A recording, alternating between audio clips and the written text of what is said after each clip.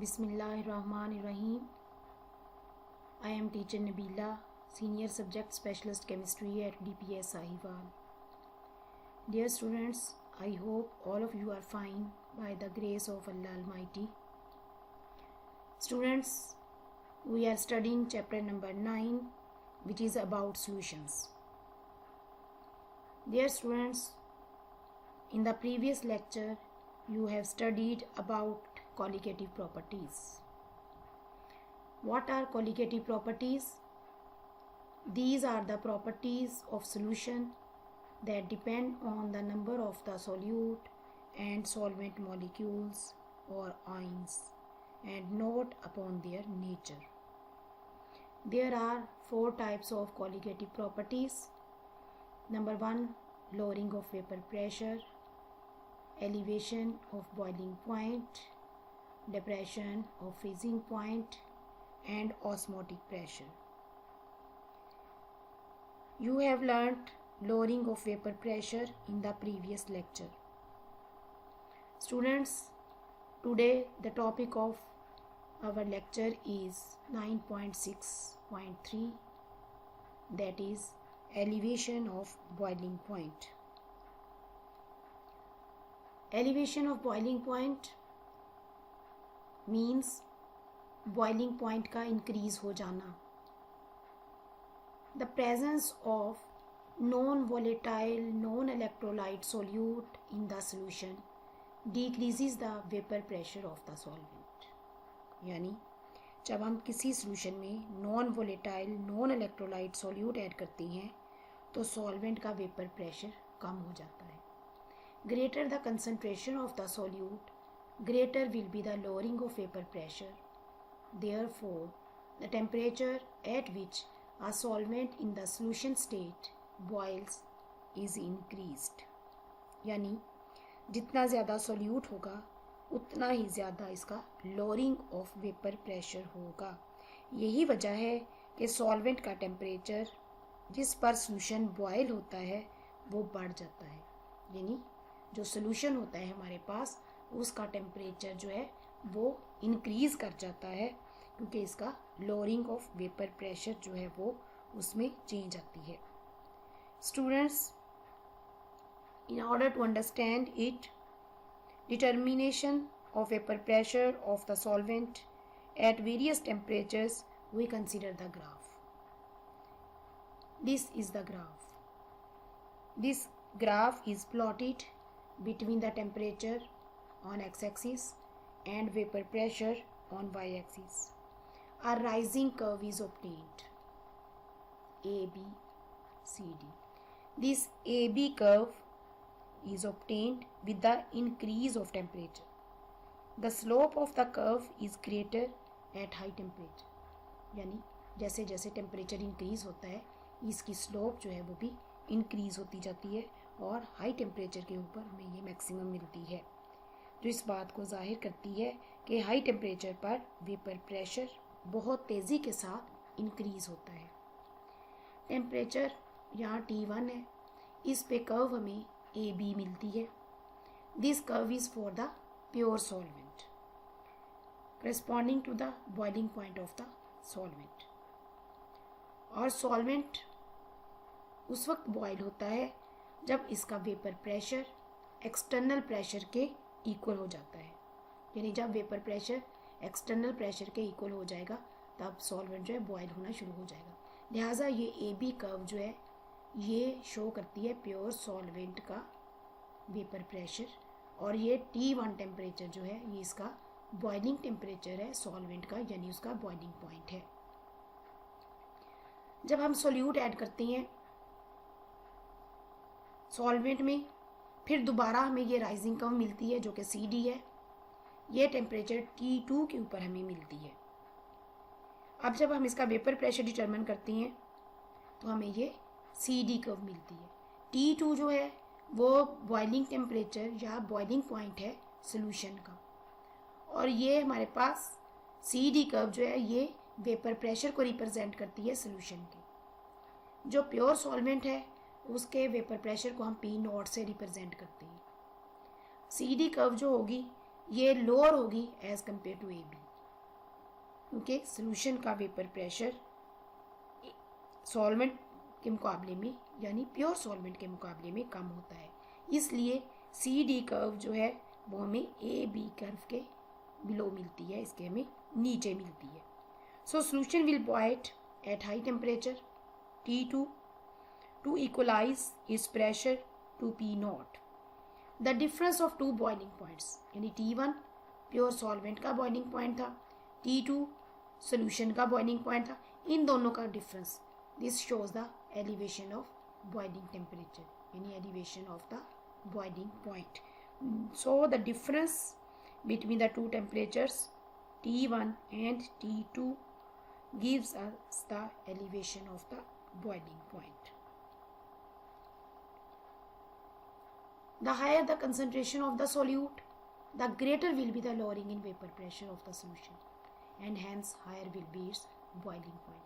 यानी जितनी क्वांटिटी हम सोल्यूट की बढ़ाते जाएंगे उतना ही लोअरिंग ऑफ वेपर प्रेशर ज़्यादा होगा और उसका बॉइलिंग पॉइंट जो है वो इंक्रीज कर जाएगा. So elevation of boiling point delta TB is directly proportional to the molality of the solution. Delta TB is equal to KB M.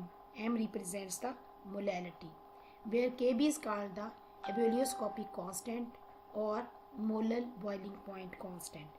यानी हम KB यहाँ पर जो है वो हमारे पास constant है और इसको हम molar boiling point constant जो है वो कहते हैं. अकॉर्डिंग टू दिस इक्वेशन जो हम यानी अभी पीछे पढ़ी, delta T B is equal to K B M. Molality of any solute determines the elevation of boiling point of the solvent.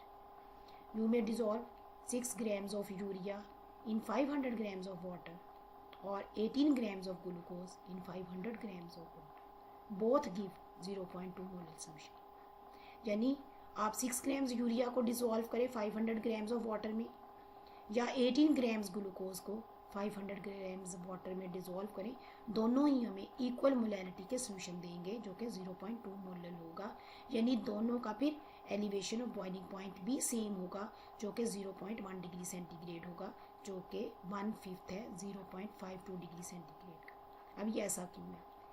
Molar mass urea का कुछ और है, ग्लूकोज का मोलर मैस कुछ और है. इसके हम 18 ग्राम्स डिसॉल्व कर रहे हैं ग्लूकोज के, जबकि यूरिया के हम 6 ग्राम्स डिसॉल्व कर रहे हैं. तो फिर दोनों की मोलैलिटी सेम कैसी हो? ये एक एलिवेशन ऑफ बॉइलिंग पॉइंट जो है ये एक कॉलिगेटिव प्रॉपर्टी है और ये पहले आप पढ़ चुके हैं कि colligative properties depends upon the number of the particles not upon their nature. चूँकि दोनों में नंबर ऑफ पार्टिकल्स सेम है इसलिए दोनों की मोलैलिटी सेम है, तो इसलिए फिर इनका जो एलिवेशन ऑफ बॉइलिंग पॉइंट होगा वो भी सेम होगा. So we say that delta T B naught T is a colligative property.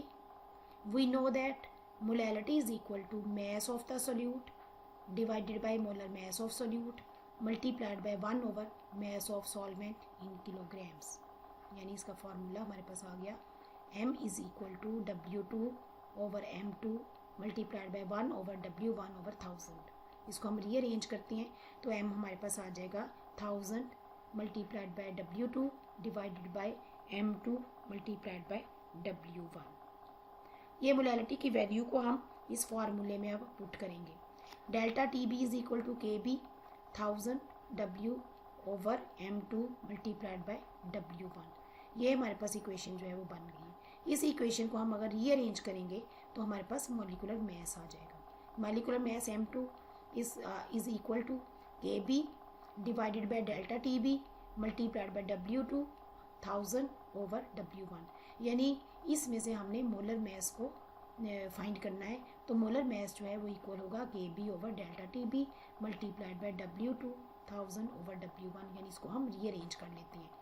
This equation can be use to determine the molar mass of the non volatile and non electrolyte solute in the volatile solvent.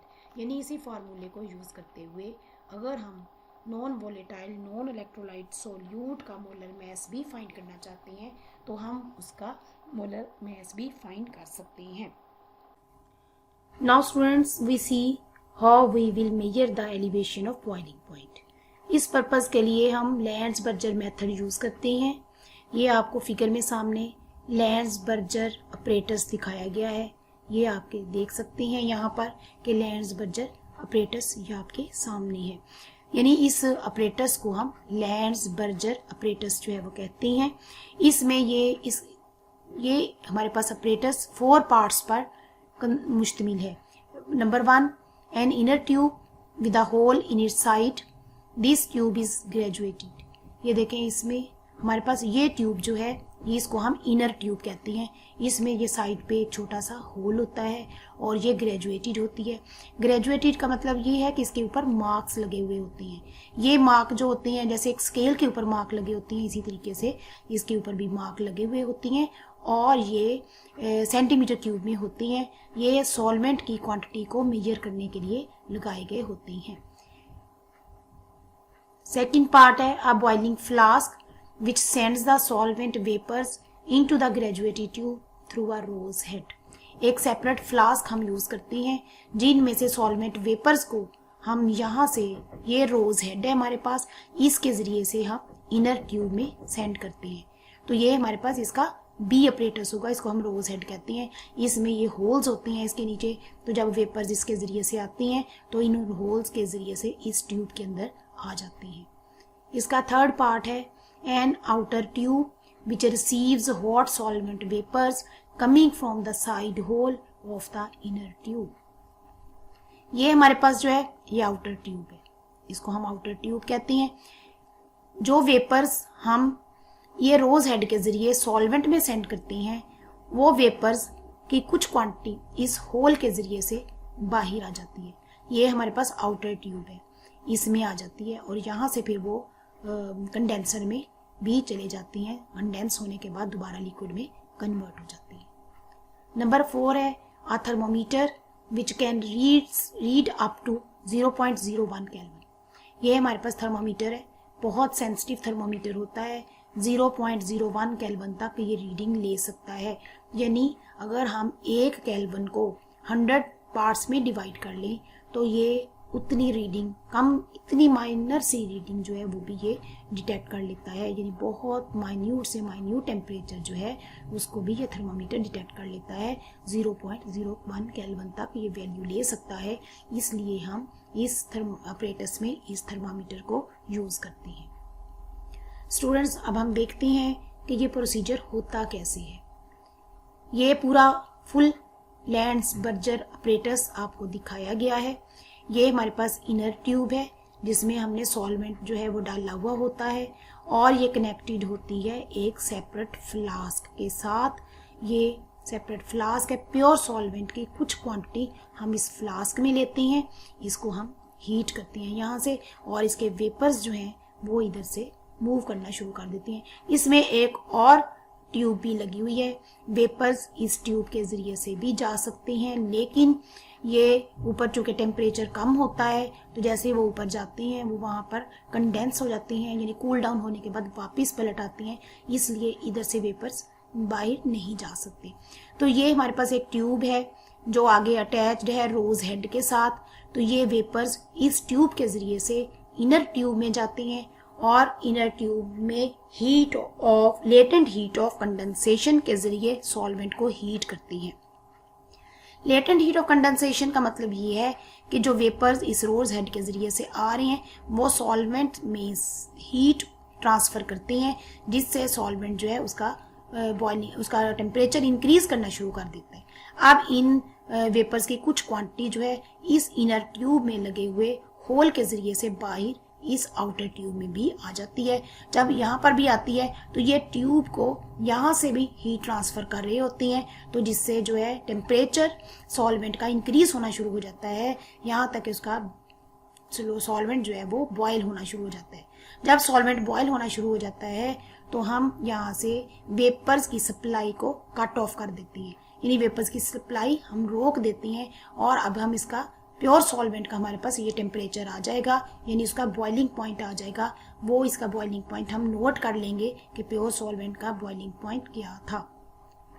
अब हम ये करते हैं कि इस solvent के अंदर कुछ quantity non volatile non electrolyte solute की हम इसमें ऐड करते हैं। यानी non volatile non electrolyte solute की पैलेट्स हम इसमें ऐड करेंगे, उनका हमने पहले से वे किया हुआ है।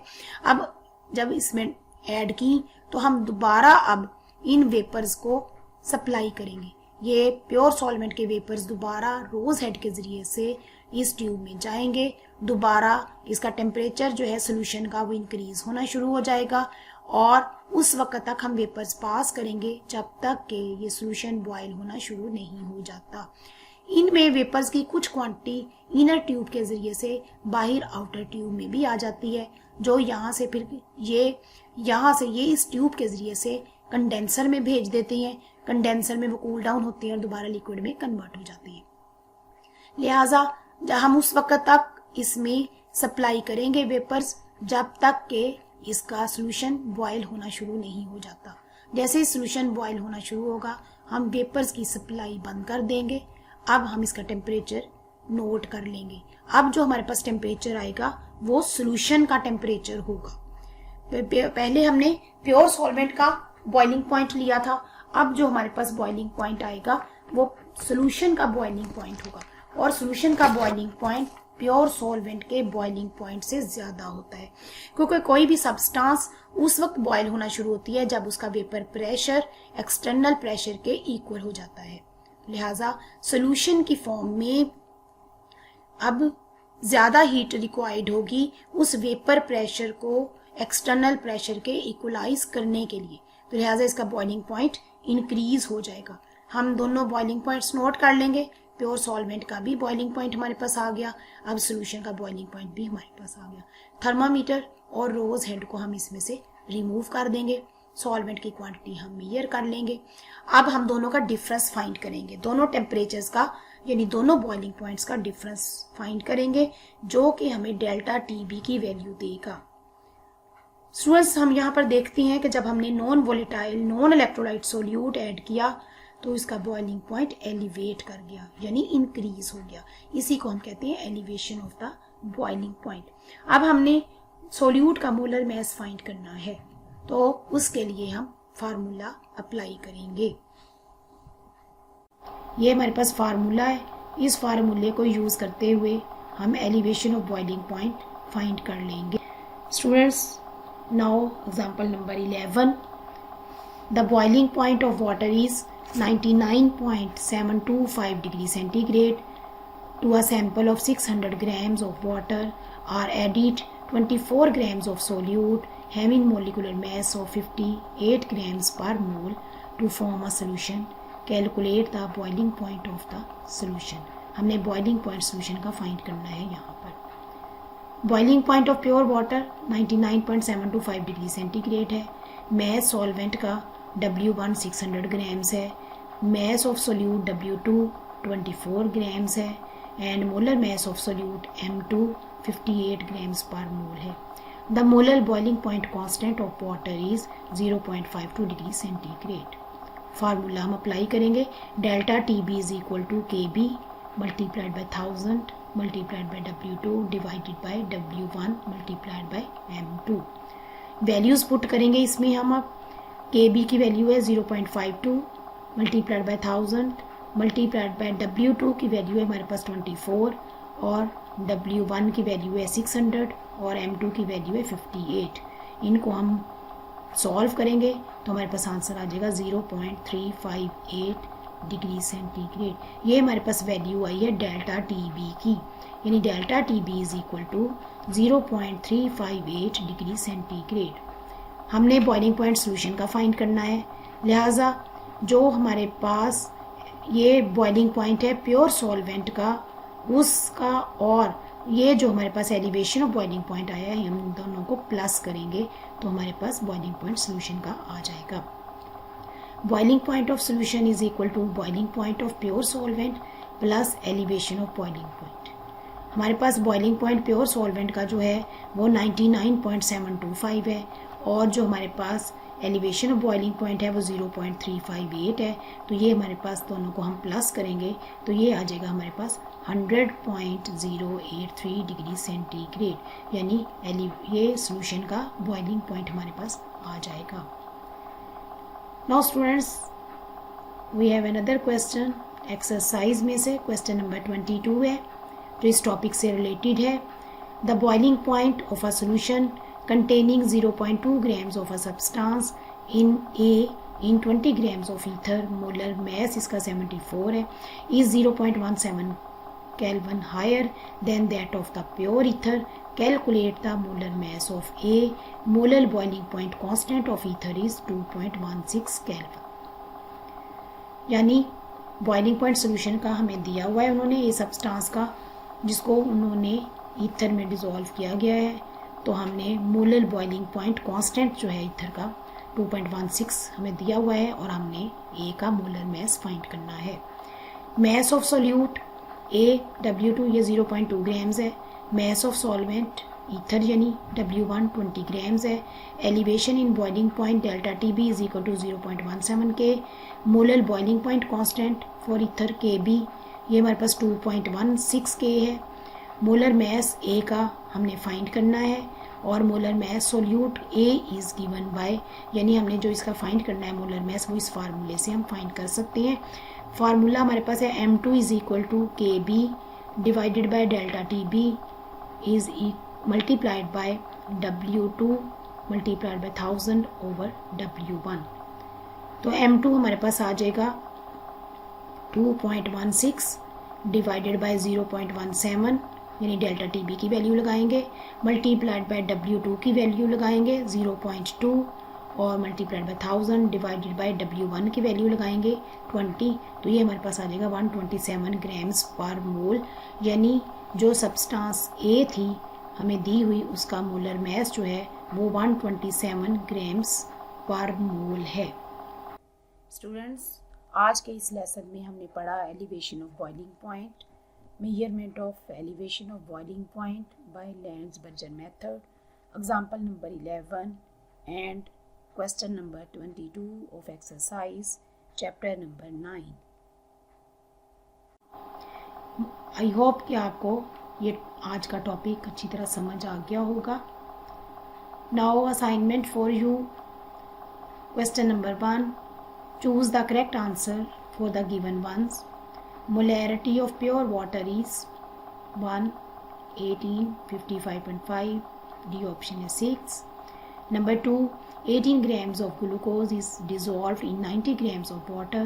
The relative lowering of vapor pressure is equal to 1 over 5, 5.1, 1 over 51 and 6. Number 3, a solution of glucose is 10% W by volume यानी V W by V. The volume in which 1 gram mole of it is dissolved will be, A option है 1 decimeter cube, B option है 1.8 decimeter cube, B option है 200 centimeter cube and D option है 900 meter cube. Number 4, an aqueous solution of ethanol in water may have vapor pressure A equal to that of water, B equal to that of ethanol, C more than that of water and D less than that of water. Now question number 12 of your exercise chapter number 9. How do you justify that A, boiling points of the solvents increase due to the presence of solutes, and question number C, the boiling point of 1 molar urea solution is 100.52 degrees centigrade but the boiling point of the 2 molar urea solution is less than that of 101.040 degree centigrade. ये आपके assignment के questions हैं जो आपने करनी है। I hope कि आज का लेसन आपको अच्छे तरीके से समझ आ गया होगा। Thank you very much students. अल्लाह हाफिज़।